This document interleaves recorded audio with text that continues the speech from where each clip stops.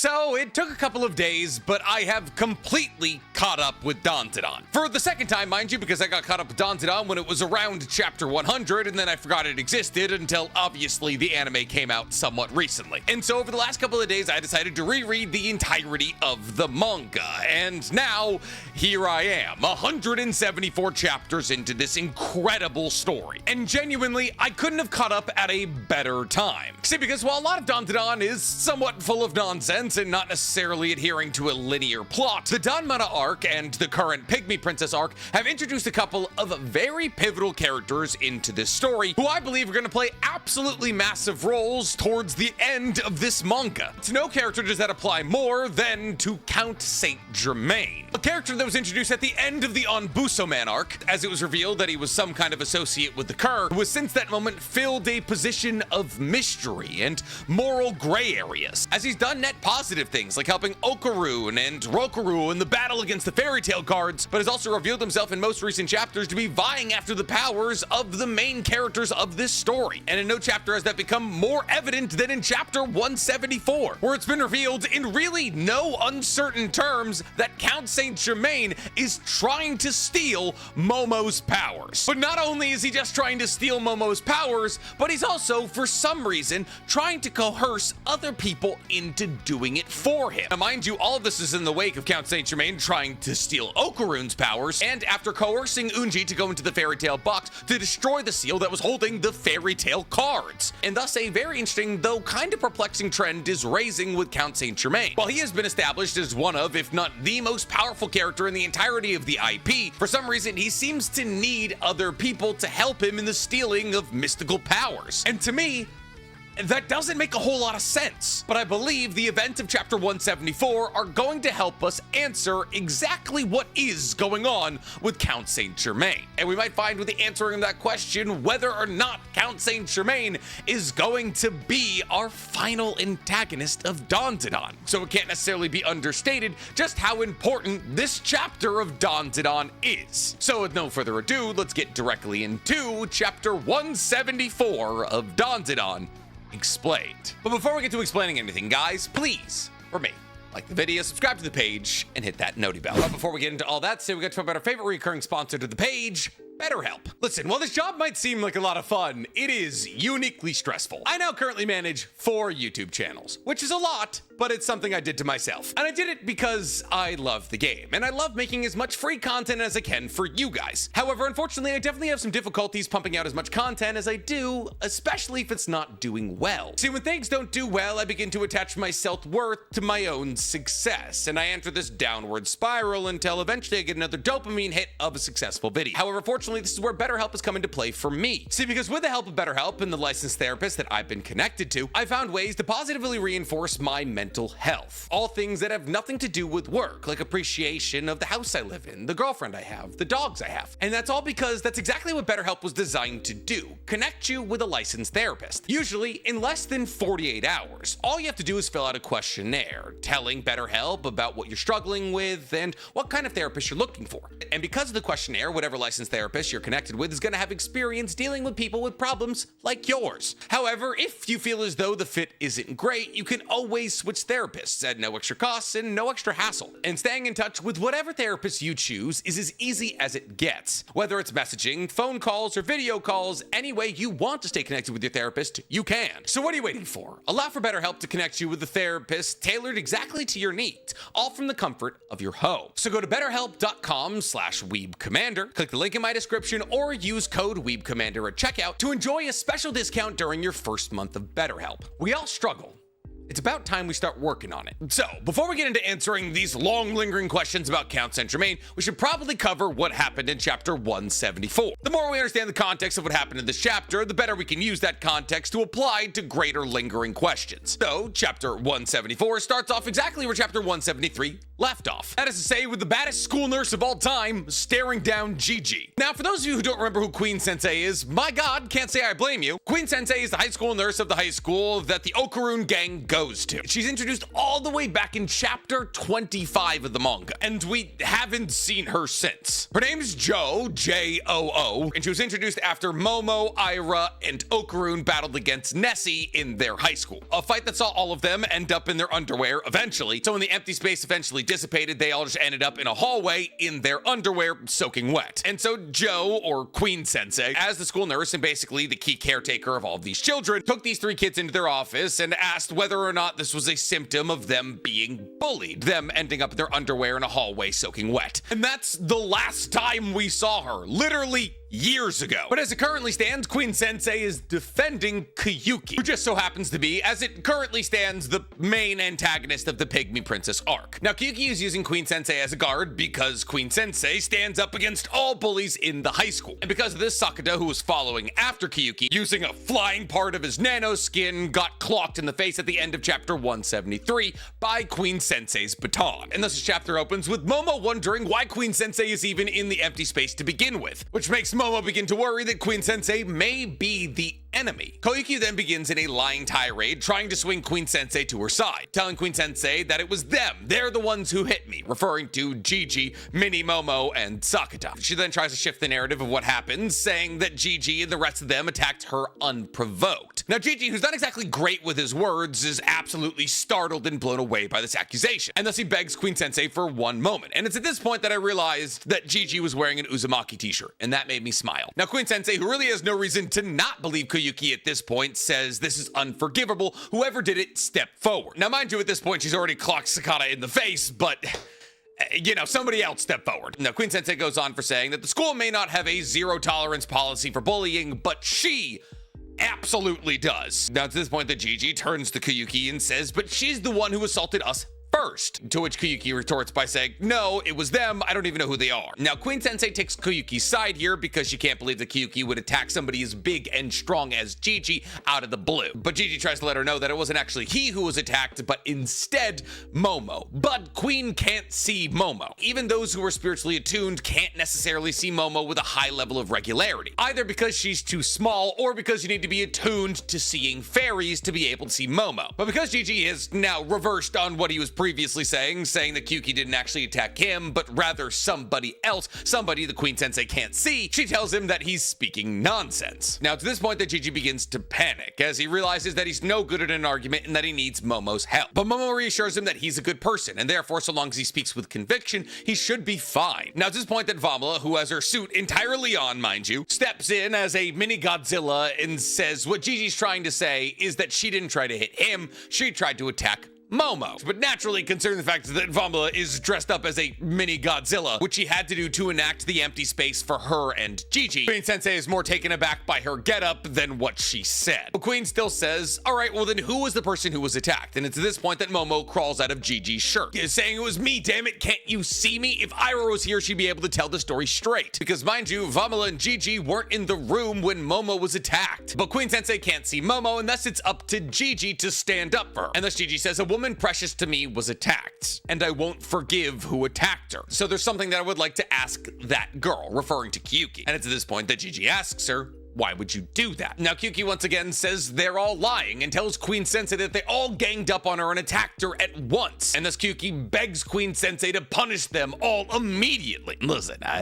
hate to be that guy, but I could be punished by Queen Sensei, if you know what I mean. Now, at this point, the Queen Sensei turns around and looks at Kyuki and says, you poor thing. Show me your injuries. You know, being the nurse that she is. Now, Queen Sensei continues on by saying, but that's odd. Earlier, you said you didn't know this boy. Referencing to the fact that Kyuki said that they all ganged up together and attacked her when she was alone, which would seem to imply that they knew each other and therefore the attack happened for a reason. Now, at this point, that Kyuki begins to get caught in her lies, saying that what I meant is that I wish I could have forgotten him because he's so scary. Now, Queen Sensei, who's basically just consoling Kyuki at this point, says, yes, I can see that. They're terrible people, aren't they? To which Kyuki responds by saying, that's right, so please deal with them immediately. And it's at this point that things start to get very interesting as Queen Sensei says, bunch of them ganged up on you, you said, right? But that's odd because it seems to me you have numbers on your side. And it's at this point that it's revealed that Queen Sensei can see the army of pygmies swarming around Kyuki. And this is meant to reveal the fact that Queen Sensei, the nurse of this incredibly paranormal high school, can see the paranormal, which is why she's in the empty space. And thus Queen Sensei in this moment reveals to us that every single day she listens to the problems of all of her students. And because Kamigoe High School appears to be inundated with both aliens and yokai, a lot of those problems dip into the world of spiritualism. And because Queen Sensei cares so deeply about her students and wants to help her students exorcise their demons, be they real or spiritual, eventually along the path of trying to help her students, she just became sensitive to the spiritual nature of the world. Now, at this point, the Queen Sensei says, I'm not going to say that you're a bad person just because you have an army of pygmies with him.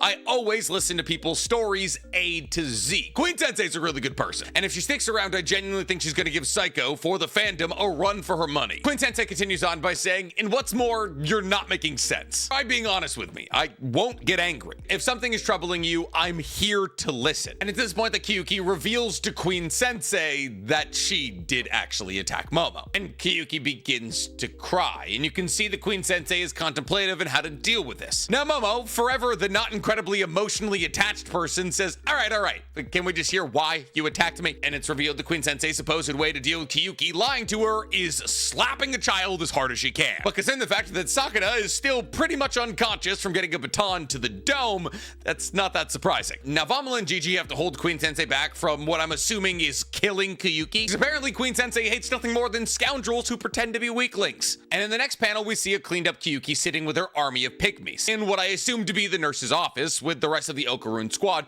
minus Sakata. So I don't know, maybe he's finally dead? Like, literally everyone is there. Okaru, Gigi, Momo, the class rep, Ira. But Sakura, who just got hit in the face with basically a baseball bat while traveling at Mach 1 down a hallway, is just nowhere to be seen. So fair shot, he's just dead. Anyways, it's at this point that Kyuki reveals to the crowd that she posted pictures online of herself in her underwear to try and gain attention. But then a certain teacher found out about it and used that account to threaten her. And it's at this point that it is without a doubt revealed that it was Count Saint Germain who tried to coerce her into stabbing Momo. Because Kyuki reveals that she was told to stab Momo with this, and when she shows what this is, it's one of Count Saint Germain's blades, exactly identical to the blade that he used to stab the fairy tale cards. Now these knives, when stabbed into a yokai, or apparently somebody with supernatural abilities, are able to extract the abilities of whatever was stabbed, and then those abilities are able to be placed into his yokai vials. So once Momo was hypothetically stabbed by Kyuki with this knife, Count Saint Germain would have had to use that knife, presumably the blood on that knife, to condense that power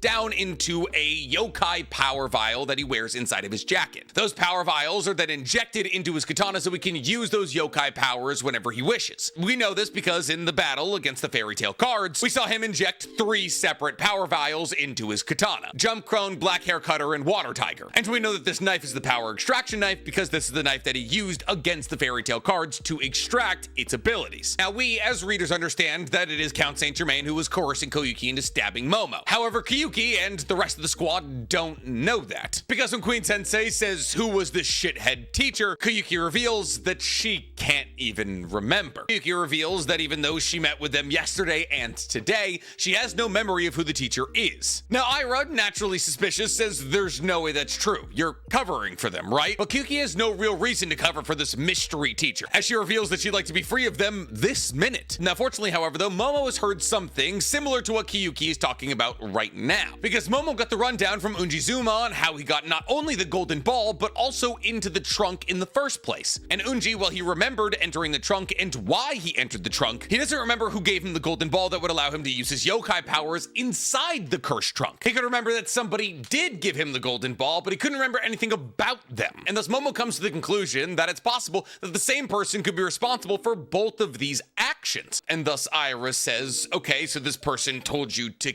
kill Momo? And it's at this point, with the final panel of this chapter, Kyuki reveals, no, not kill, but to steal Momo's powers. Now, here's the thing. It's been obvious to us that Count Saint Germain has been gunning for the Okarun Squad's powers for a while. I mean, by Count Saint Germain's own admission, he's kind of like Orochimaru in the fact that he's trying to collect all of the supernatural abilities of this world. And as basically everybody inside of the Okarun Squad has a different supernatural ability of some sort. Vamala has her suit, Gigi has the evil eye, Momo's got telekinesis, Ira's got Acro Silky, Okarun had Turbo Granny, and I mean, hell, even Sakura's got some nanoskin that he can turn into a mech. All of these are things that Count Saint Germain would want for himself. On top of this, Kyuki and Unji aren't the only people to have their memories manipulated by Count Saint Germain. In fact, memory manipulation seems to be the forefront of his abilities. As mind you, he infiltrated Kamigoe High School as the deputy head teacher and became the teacher and head advisor of the History and Culture Research Club, all by manipulating everybody's memories at school to believe that he's always worked there. And while some people were initially reticent of his presence at the high school, every single person at the school could remember the fact that his name was Sanjime, which is especially impressive when you consider the fact that he had fought side by side with Okarun, and even Okarun thinks he's Sanjime, deputy head teacher. But this, no matter how you slice it, is weird. See, pretty much everything about the story seems to imply that Count Saint Germain is one of the most powerful people we've ever seen. He can manipulate the memories of everybody he meets, he can manipulate the memories of an entire school to believe that he's the deputy head teacher. He has a knife that when it stabs somebody, it steals their powers immediately for himself, and he has, by my count, no less than 30 yokai powers he's able to inject into his katana. For all intents and purposes, he appears to be the all-for-one of the DanDaDan universe. And the real irony comes from the fact that we didn't know what DanDaDan was until Count Saint Germain introduced us to the concept of it a couple of chapters ago, as it's since been revealed that the reason that he's trying to collect all of these yokai powers is so that he can eventually achieve DanDaDan. Now, as to what DanDaDan is, we don't necessarily know, but based off what we saw in chapter 163 and how DanDaDan was represented by a series of mandalas, it seems as though DanDaDan seems to be the series' first tie-in to Buddhism. Well, outside of the great sacred Kinta. Because DanDaDan seems to be a direct connection to the womb realm in Buddhism where the 5 compassion Buddhas live. Now, as to answering questions like who are the 5 compassion Buddhas or why is the womb realm occasionally referred to as the Matrix realm, we're going to answer those questions in another video, assuming people want me to talk about DanDaDan more. But as it currently stands, Count Saint Germain appears to be collecting yokai powers to try to ascend to a higher level of existence. And that ascension will most likely come from either acquiring DanDaDan or being able to get to DanDaDan. We're not entirely sure whether it's a thing or a place. But if the achieving of either of those means requires the stealing of Momo and or Okarun's powers, why hasn't Count Saint Germain just stolen either of their powers? Now, obviously, he tried with Okarun. He used his whole gambit about noise-canceling sound waves to defeat Okarun in a battle of wits. And at the end of that battle of wits, he asked Okarun if he yielded defeat, and Okarun did. However, Okarun followed up his admission of defeat by telling Count Saint Germain that he hopes that he teaches him lots and lots in the future. And thus, at this moment, Count Saint Germain decides, oh, I guess I won't steal his power. Now, this could hypothetically be very humanizing for Count Saint Germain. However, at the same time, it also could have been in this moment Count Saint Germain realized that Okarun doesn't have Turbo Granny's powers anymore. Okarun got both of his family jewels back, and at that moment, Okarun gave his powers back to Turbo Granny. So, as it currently stands, there's nothing for Count Saint Germain to steal. Though I don't believe Count Saint Germain has noticed that quite yet. As I believe in the story, we are currently building up towards the idea that Okarun is at one point going to be stabbed by Count Saint Germain. However, in that moment, Count Saint Germain is going to realize that Okarun doesn't have any abilities to steal,